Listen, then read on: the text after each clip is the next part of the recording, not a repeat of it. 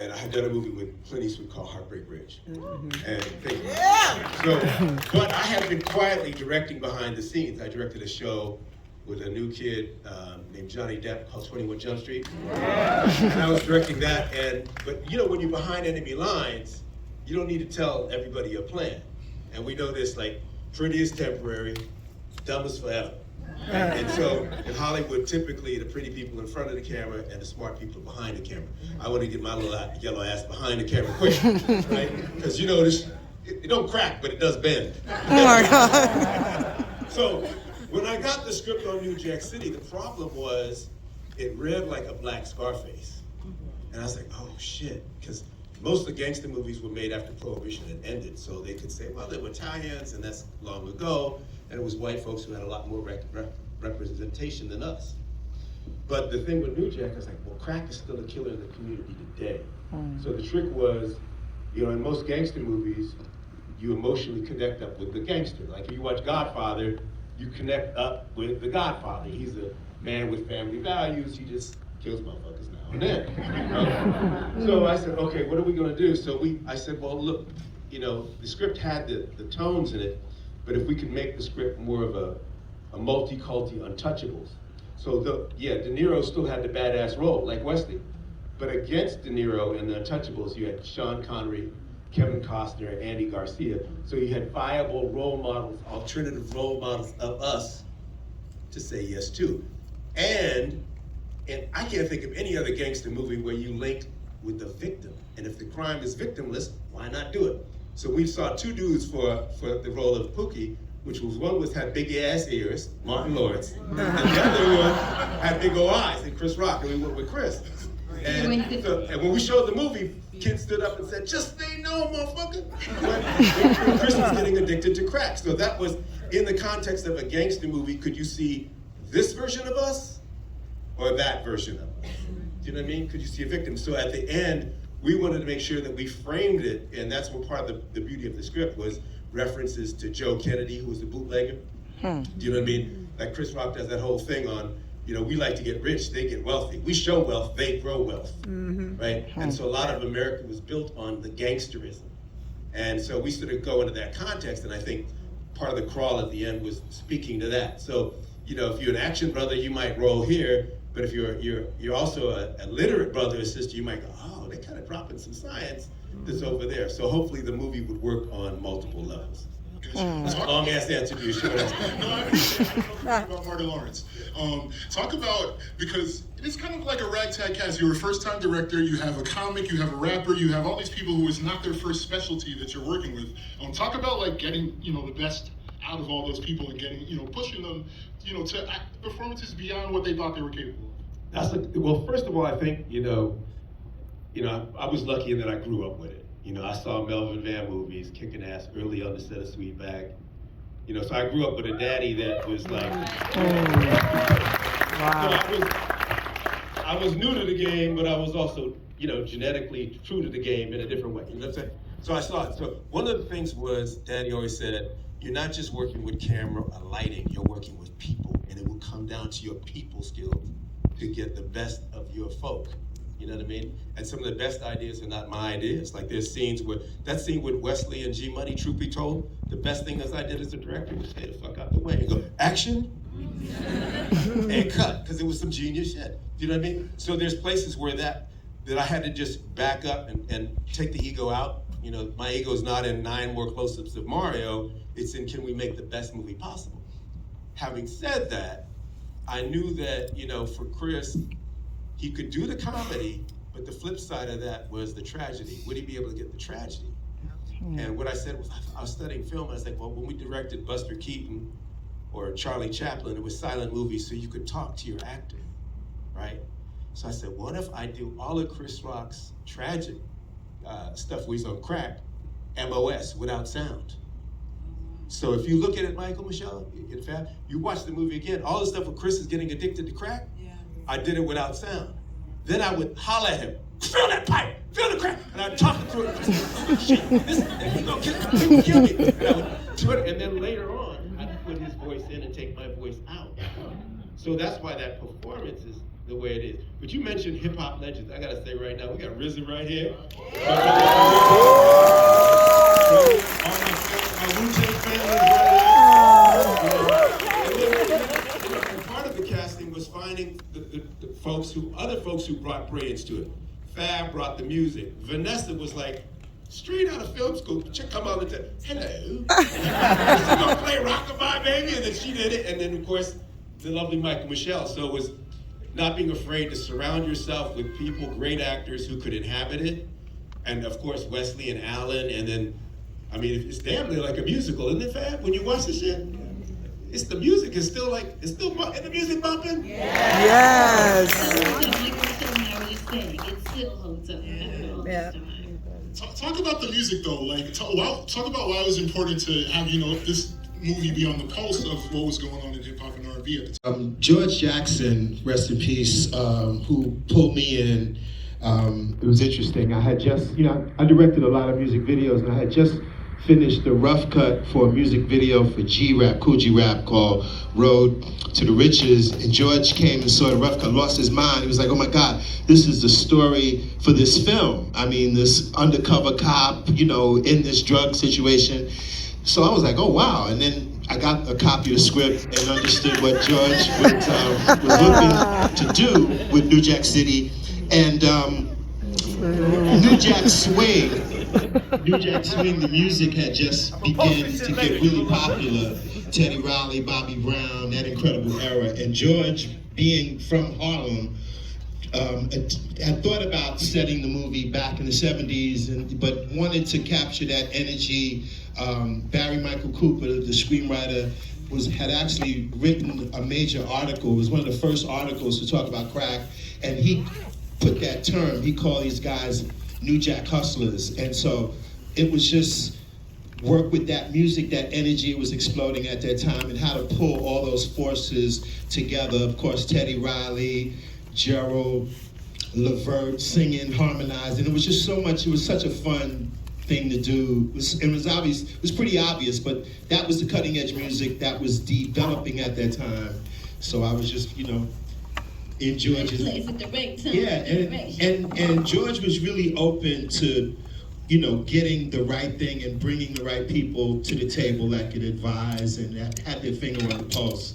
And also, as a social producer, one of the things I love looking at is I helped dress practically everybody, and the gold jewelry. I went and bought the fake fat dookie ropes and double finger rings and all that, 2-finger rings and all that stuff. So it's fun to see it on the screen. Wait, so I can ask you about the suits? Yeah, no, I had hovered over all of that. There's a transition from their street dress and the whole thing to when they really started getting money, cleaned it up, they toned the jewelry back a little bit, so it's fun to put all that together. Can y'all describe the scene? Because not everybody in here is old enough to remember 1989, 1990. Can y'all talk about what that vibe was like in New York City? Just set the scene to what this is. It was parties, it was clubs. The music was thriving. It was a completely different dynamic. I actually live in Harlem now. I didn't live in Harlem at the time. I lived in Midtown, and Harlem is, as we know, it's a different dynamic. The gentrification hadn't begun really at that time. So, but it was parties, clubs. You can go to a different spot every night of the week, different music, different flavors. It was just a lot going on at that time. There's something else that we've talked about before, was that this was also a time when they didn't believe rap would blow up like that. And you look at these brothers coming up, RZA, they thought this shit would be in and out, and they had no idea. And wasn't it? Am I right? It was when y'all did your MTV raps. Yeah, that's and right. And that made more money, and then suddenly the corpses, the corporations got involved. When the corporations get involved, you'll go from folks saying, you'd rather see me in a pen than me and Lorenzo rolling in a benzo, to something that does not threaten the status quo. So some of the science that was being dropped in hip hop, by, Public Enemy, by Wu-Tang, by, of course, starting with the last Poets and all that, got drained out. So I think it was an interesting time for us to do a movie like this, where we put some of that in and putting our own spin on it. So the money track, money, and we put our own jam on that with Queen Latifah doing the lyrics, And let's talk about the girl power in this movie. I was gonna Keisha, baddest gangster in the whole movie. Baddest gangster. Selena talked the most trash to Nino that anybody did in that movie, practically. Like, talk about your roles in that and your experience on the set. Go ahead, Gangsta Vanessa. Exactly. Well, you know, that will be the line from this movie will be on my epitaph. You know, people are like, say it, you know, so it's rock-a-blah, baby. But it was my first job, my first film out of acting school and out of theater training, and the movie opened. I was opening on Broadway the same day the movie was opening, and so it was real heady stuff. Yes, I was a lesbian learning Shakespeare, but I'm from the hood, from Bed-Stuy, you know, before it was gentrified, right? I'm from, you know, Brooklyn back in the day. I say Boogie Brooklyn, Biggie Brooklyn. And so, you know, I knew all those characters. I was the kind of girl that had to be in the house when the lights came on. So I was a very good girl, church girl, but I knew all those folks. And so it was wonderful to like sort of give a story to, I had my theater training, my acting training, so it was a whole background about why she was in this gang, what she was looking for, what kind of allegiance she had to Wesley and all the brothers, and how she would take a bullet for them and did. And the thing too was about like, what I also love about the film in terms of like showing both sides of the coin, you know, when the movie blew up and it was fantastic, you know, I was saying to the young people though, you know, but you live by the sword, you die by the sword. You see how Keisha died. And so this is not the way you want to live, even though it looks all glamorous and fabulous, you know, this was a hard way to live and not how we really want to go. That was my first job too, so, you know. That was your first job? Yeah, I think it was. I think it was my first job. You know, Vanessa and I were talking about it the other day, and I said, you know, for me, I felt like I was living in that moment for real, because New York was a different New York then, you know, so when we had those scenes, you felt like you were, I felt like I was living in that moment, you know, and New York would give me that. Like I used everything that I was experiencing on the streets, what I was hearing, what I was seeing, and felt like I was living in that moment, but I never felt like it was work. And that was what was so great. Like we had a good time on this movie. We had a great time on this movie, but I you know, I loved it. I have very fond memories of everybody. Although I always say that I wish I could do that scene again when Wesley poured the champagne. Yeah. Canceled. I'd like to turn that around and like, you know, have a moment with him. You know what I mean? But yeah, it's interesting how things come out of a film that you don't even realize, like that whole the cancel count. Exactly. Totally. Cancel that. You were ahead of your time. You were ahead of your time. Ahead of your time, right? Exactly. And I was just there with my daughter, talking to my daughter, whispering in here during the whole movie. Do you all know, fun fact, the scene where, you know, Nino and the crew are giving away the turkey giveaway? Yeah. We had an interior location for that. And 10 minutes before, remember Preston, the producer? Yes, Preston Holmes. Came to me and said, we don't have it. They lost it. The fire marshal came down. We lost the location. So I was like, oh shit. So I said, okay, we're shooting on the street. Because you know, independent film, you got to go in there ready to rock and roll. So I said, we're shooting on the street. Then it started to rain. So I was like, okay, go up to 125th Street, buy every available umbrella, get your ass back here. I went to Wesley and I said, Wes, listen, we doing, you know, Christ was a man of the people. Gandhi was a man of the people. He didn't put a crown on his head. He didn't make himself Pope and make them come to him. He went to the people on the streets. You're going to the people. You go right. So we had to talk it through, and then we played it right there. That became like a classic. And then you let Chris Rock loose on some shit. I just wanted to say, I remember being on set with Chris in that building. I mean, all those sequences, Chris would be freestyling, and those jokes, every take was hilarious. He would change it up. I mean, you know, crack a barrel, I mean, he was just hysterical. It was hard to compose myself, and I'm, you know, on the set. Chris was just hysterical, and that was his first big film. And to that point, I've had people come up to me to this day and say that in New Jack City, we so de-glamorized drugs, they never wanted to mess with it. You know, so I was like, thank you. You know, I want to hear that. So. That was also the theme. That was also the theme, Mario. My first time on the screen, you were saying, like, get in the shot, Vanessa. Do you want to be in this movie? And I had no idea what you were talking about. I was trying to do the 2-shot. I didn't know. I was all happy. Half my face was in. You were just like, get in there. Get. I was like, okay. But finally, we made it. She started to find it halfway. Turning it into what it turned into. Yeah, it's a legendary building, Graham Court, but people refer to it everywhere now as the Carter. Lil Wayne does. Little Wayne did a whole series of mixtapes and called it, the Carter, and that's a very prestigious residence. Very kind of, it's always been sort of an upscale Harlem residence. But when we took it over and we were living there for a while with all those sequences, and it was pretty amazing how we transformed it.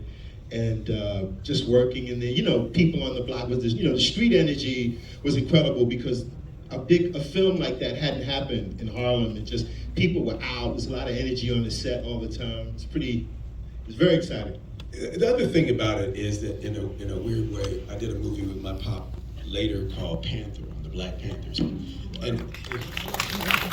that, in fact, Jane and De Niro helped me get that done. And people don't know that, but that was almost like a prequel to New Jack.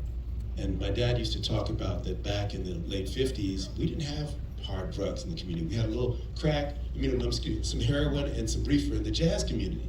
It wasn't until they wanted to medicate the community, especially during the Panther era, where they said, let's let these drugs come in. And it comes up in The Godfather, where they say, as long as the drugs stay in the black community, it'll be a self-cleaning oven. So while we were shooting New Jack City, that block was sort of drug-free. And there were folks that didn't want to see us go. But I got another fun fact for you that most of y'all don't know, because I didn't know it. There was a young fellow that came up to be an extra in New Jack City when we were doing the big cake shootout. And he showed up, I think, a little late, because the brother's always a little late. He could wrap his ass up. That was my man. That's Rizzo, right, Rizzo? Hold on, tell us that story. Peace, what up, man? Yo. What up, fam? What up, Rizzo? I respect you all. Been watching this movie over 100 times, and it still resonates with me. But yeah, I was shooting the scene uptown. I came there as an extra, just wanting to be on camera. And I came with Mel Kwan. Yes. Yeah. And we came away from Staten Island and I didn't make it, of course. I got there, the whole scene was shot, the cake was done, the set was kind of sweet, plain and shit. But I always wanted to work with Mario, and life gave me that chance to do that later, man. And thank you, brother. Bum. I also just want to talking with George Jackson a lot. I'm sure this was a serious concern for Mario. We were concerned about the power of these images that could influence these negative characters, and we're very conscious because knowing like a lot of the black films from the 70s had a lot of you might consider negative kind of influence. So I remember the scene where I remember being discussed, we had to make sure, like we knew Wesley's character was going to be a compelling character for a lot of reasons, but we wanted to do something, and Wesley, I remember the discussions about him using that child as a shield was supposed to really resonate with the audience, like this guy's a piece of shit, and that seeing that whole sequence and how it all worked out, Keith Sweat, that whole big production scene was pretty amazing to remember that. And Fab, that's one of the reasons why, I asked someone to give me a baby in the scene where I walked down the beach and said, because I want to show a different kind of black father, that there's a father that says, I have my day with this is before I had any kids. I have my day with my daughter like I do now. But that a black man can have his child with him and still do business and get it done and show an alternate. So it's always about, if we're gonna have a sister on this side of the equation, we're gonna have a sister on the prosecutorial side of the equation. So you could say, I can get with this, I can get with that. But here's the trick. If you look back at the 90s, like when I was first starting to act, if you were in an action movie and you were a brother in a cop movie, you pretty much played the police commissioner role. And you would say lines like, do it by the book, I'm gonna have your ass. You know it, I'm telling you. You've seen a lot of black actors, do it by the book, I'm gonna have your ass. And so when we were getting together and the producers were, black and I'm black and we're all talking, they said, we could put a white dude in and say, do it by the book or I'm gonna have your tail. And I went home and I looked at my family wall and I got everyone on the go. I got black, white, Native American, gay, I even got a Trumper on there. This was before Trump. Oh my God. I knew she was in the closet. I love everybody, right? So I went back and I said, no. If we do that's just rebuttal cinema. That's giving that negative cinema that they did to us too much energy. So how about this? Let's go get Russell Wong, badass, great-looking Asian brother. Right. Let's go get Judd Nelson, who I went to school with, badass Jewish brother. You know what I mean? Let's get some badass sisters, and let's make the sister, the chocolate sister on the other side, the prosecutor. So and I'll play the police guy basically and say, do it by the book, I'll have your ass. But part of it was to see in the casting if we could say, yeah, it's going to be predominantly African American folks, but we're not making at the expense of anybody else, because drug thing, as Judd says, ain't a black thing or a white thing, it's a deaf thing. You were doing diversity casting. Exactly. Yeah, it was diversity. Yeah. So, New Jack City makes like really creative use of local monuments. You start the movie dangling a guy off the 59th Street Bridge. Grant's Tomb? Yeah. Yeah. Did you run into trouble? Like, do you cause a stir when you shake the guy off of the bridge? Do you cause a stir when you shoot up, Central Park area, West area? I want to know about that shot too. You know what? We did a lot. We got in a lot, and we had about. See, we did it as a negative pickup because Warner didn't know how they were going to deal with it. So we had about, I think, $7 million, and they had just made a deal for a movie called Bonfires of Vanities, and they had Tom Hanks and Bruce Willis, and they were so excited about that I think and Scorsese was directing that. I think they kind of gave us the catering budget of that film. And we were looking for office space out here, and George is a hustler, and he's like, I gotta get a deal, and luckily, Jane and Robert said, "Oh, do it at our offices." But we navigated in and out of a lot of places, and because we had goodwill in the community, we were able to get it. Now, the way we did that shot off the bridge, and this is before drones. Look at that. That's before, there's no drones in this. This is before a lot of VFX and AI and CGI. This is some real shit right here. So when we had the dude dropping off the bridge. Oh, that's the other thing. They came to me, you don't know this, Warner Brothers came to me and said, Mario, why don't you use stock footage? We've got great stock footage in New York City. Why? You don't have to use your budget, you just get stock footage. I said, no, I gotta go with the real footage for the beginning. Why?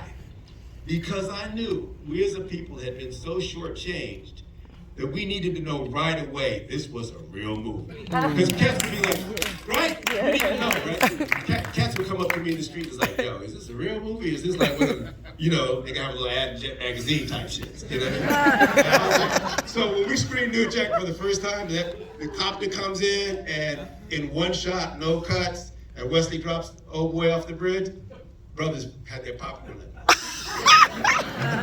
Now, the trick was the next scene was a car chase.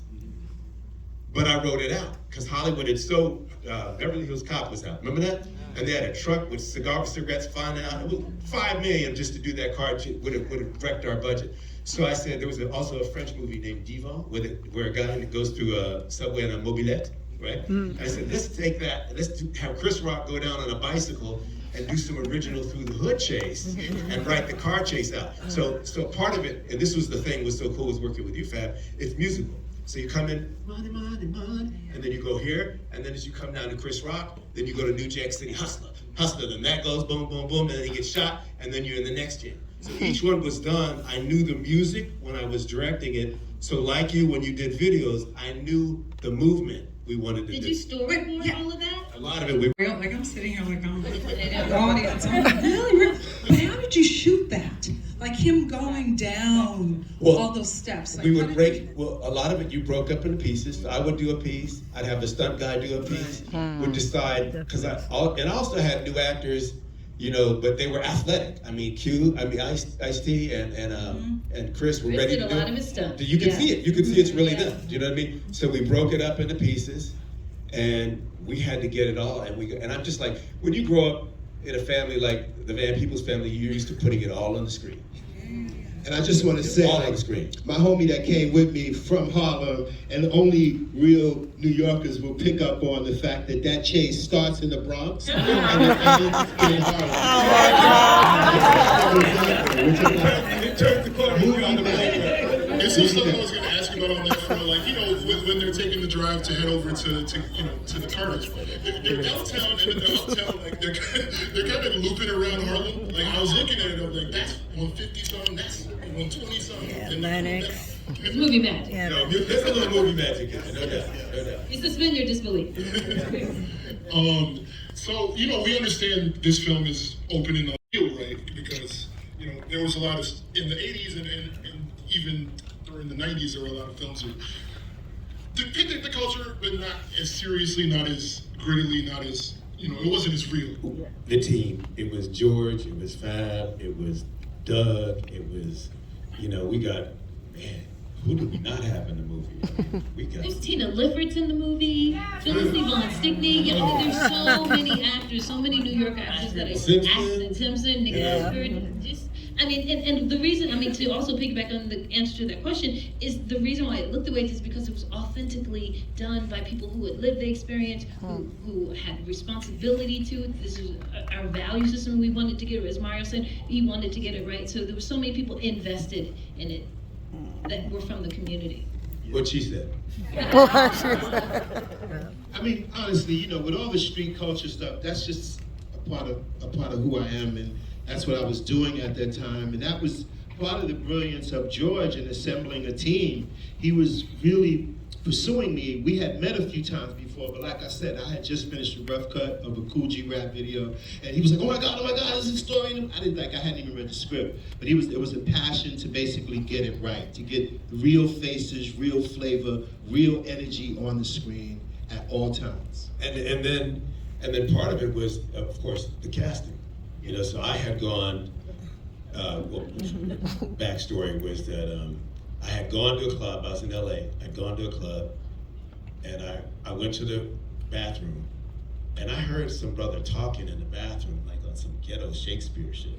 And he's like, "If you could open up my body and see one molecule of my whole system that gave a motherfucker." And I waited for it. It was Ice-T.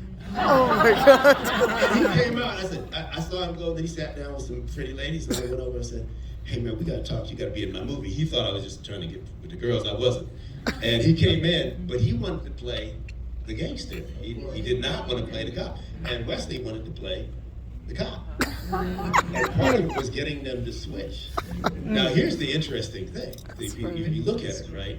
What's interesting is that until Spike saw Denzel as the lead in Malcolm X, he was playing smaller roles. And until Singleton saw Lawrence Fishburne as the lead in Boys in the Hood, he was playing side. And Wesley had been in Streets of Gold and Major League, and I saw him as Art Pacino, Art De Niro, playing the major roles. It took us as filmmakers to see us as leads, and then it had to make money. Because Hollywood's just not just white or black, it's also green. So it had to make money.